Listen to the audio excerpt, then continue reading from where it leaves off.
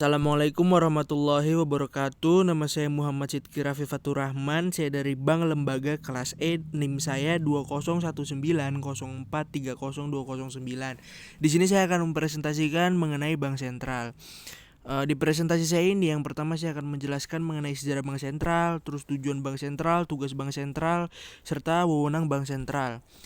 Oke, langsung saja ke topik yang pertama, yaitu sejarah Bank Sentral. Dalam suatu negara, tingkat stabilitas ekonomi sangat tergantung pada nilai mata uang yang berlaku. Dalam usaha menjaga tingkat kestabilan mata uangnya, maka lahirlah suatu lembaga yang dikenal dengan Bank Sentral. Sekarang ini peran Bank Sentral di Indonesia diserahkan pada Bank Indonesia atau BI. Namun ternyata bank yang pernah memiliki peran sebagai Bank Sentral di Indonesia bukan hanya BI saja. Dalam proses perjalanannya tercatat ada 3 bank yang pernah menjadi bank sentral di negara ini, yaitu yang pertama ada Javaske Bank, Bank Nasional Indonesia atau BNI, dan yang terakhir adalah Bank Indonesia. Langsung ke Javaske Bank. Javaske Bank adalah bank sentral pertama yang dibangun di Indonesia. Lembaga keuangan ini dibangun pada tahun 1929 pada masa pemerintahan Hindia Belanda yang dipimpin oleh Raja Willem I. Lokasinya berada tepat di Jakarta. Lalu Javaske Bank melakukan ekspansi dengan membangun cabang di daerah Surabaya, Semarang, Sulawesi, Kalimantan, Sumatera, bahkan hingga di New York. Fungsinya adalah berusaha mencetak dan mendistribusikan uang kertas di wilayah jajahan Hindia Belanda. Mata uang yang diedarkan pada masa tersebut adalah gulden Belanda. Bank yang didirikan pada Badan Hukum PT atau pada masa itu disebut Namloze Vennootschap ini berperan penting dalam menjaga sirkulasi mata uang. Terlebih lagi kegiatan perdagangan internasional pada saat itu sudah cukup tinggi. Yang kedua ada BNI atau Bank Nasional Indonesia. Banyak orang awam yang menilai bahwa Bank Indonesia adalah bank sentral yang dimiliki oleh Indonesia pasca kemerdekaan Indonesia dicetuskan. Anggapan ini adalah salah, terlebih lagi jika melihat fakta yang mana Bank Indonesia baru berdiri pada tahun 1953. Pada masa awal kemerdekaan Indonesia, lembaga perbankan yang memiliki peran penting dalam menjaga kestabilan mata uang adalah Bank Nasional Indonesia atau BNI. Adanya penetapan BNI sebagai bank sentral di Indonesia adalah berdasarkan peraturan pemerintah pengganti Undang-Undang Nomor 2 Tahun 1946 yang kali itu diterbitkan pada tanggal 5 Juli 1946. Dalam proses perjalanannya, BNI adalah lembaga finansial yang kala itu mencetak uang Republik Indonesia atau ORI, yang saat itu dikenal sebagai mata uang pertama yang dicetak oleh Indonesia. Lanjut, ada nasionalisasi di Javaske Bank dan Bank Indonesia.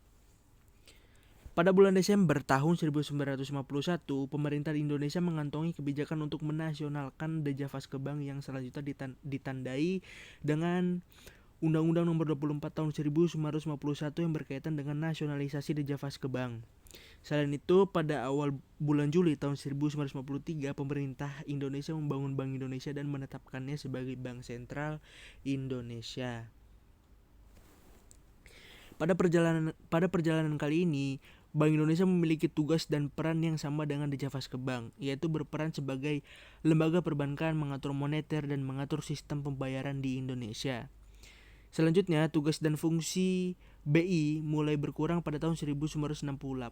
Hal ini ditandai dengan adanya Undang-Undang Bank Sentral di tahun 1968 yang berisi bahwa BI tidak lagi menjalankan perannya sebagai bank komersial, namun bertugas menjadi agen pembangunan dalam usaha meningkatkan kesejahteraan hidup masyarakat. Namun di tahun 1999, Bank Indonesia memiliki peranannya kembali sebagai bank sentral dan dengan diterbitkannya Undang-Undang Nomor 23 Tahun 1999 dan diterbitkannya undang-undang tersebut, maka peran Bank Indonesia dalam menjaga dan memelihara stabilitas nilai rupiah kembali dipegang. Selanjutnya, peran Bank Indonesia bertambah dalam upaya memperkuat pemerintahan Indonesia dengan diterbitkannya amandemen tahun 2004. Oke. Selanjutnya saya akan menjelaskan tugas bank sentral. Yang pertama itu menetapkan dan melaksanakan kebijakan moneter, yaitu ditetapkannya kewajiban moneter harus dilakukan guna mengendalikan peredaran jumlah mata uang yang ada di masyarakat sehingga seluruh harga produk barang dan jasa bisa dikendalikan. Kebijakan moneter tersebut harus dilakukan guna mendorong pertumbuhan ekonomi nasional. Untuk itu, pihak Bank Indonesia harus bisa bekerja sama dengan pihak pemerintah sehingga seluruh kebijakan yang ditetapkan bisa sesuai dengan kebijakan fiskal dan beberapa kebijakan ekonomi lain. Yang kedua, mengatur dan menjaga kelancaran sistem pembayaran. Maksud dari sistem pembayaran ini adalah sistem pembayaran tunai dan non-tunai. Bank Indonesia berperan penuh dalam melahirkan aturan, standar, kesepakatan, dan juga prosedur untuk digunakan dalam mengatur peredaran uang. Yang ketiga, mengatur dan mengawasi perbankan. Dalam hal ini, Bank Indonesia harus melakukan pengawasan makro prudensial guna menjaga kestabilan sistem keuangan yang berlaku di Indonesia. Kebijakan makro prudensial merupakan suatu kebijakan yang disusun untuk memberikan batasan pada risiko dan biaya krisis yang sistemik agar tetap bisa menjaga keseimbangan sistem keuangan Indonesia. Lanjut ke wewenang Bank Sentral. Kewenangan pertama itu kewenangan membuat kebijakan moneter, terus kewenangan mengatur sistem pembayaran, yang terakhir kewenangan mengatur dan menguasai perbankan. Yang pertama, kewenangan membuat kebijakan moneter. Bank Indonesia harus bisa menentukan dan menetapkan adanya tingkat diskonto, jumlah cadangan minimal bank umum, serta harus membuat kebijakan pembiayaan atau kredit. Selain itu, Bank Indonesia harus bisa menetapkan dan juga menentukan target moneter dengan cara menentukan tingkat inflasi yang terjadi di Indonesia setiap tahun.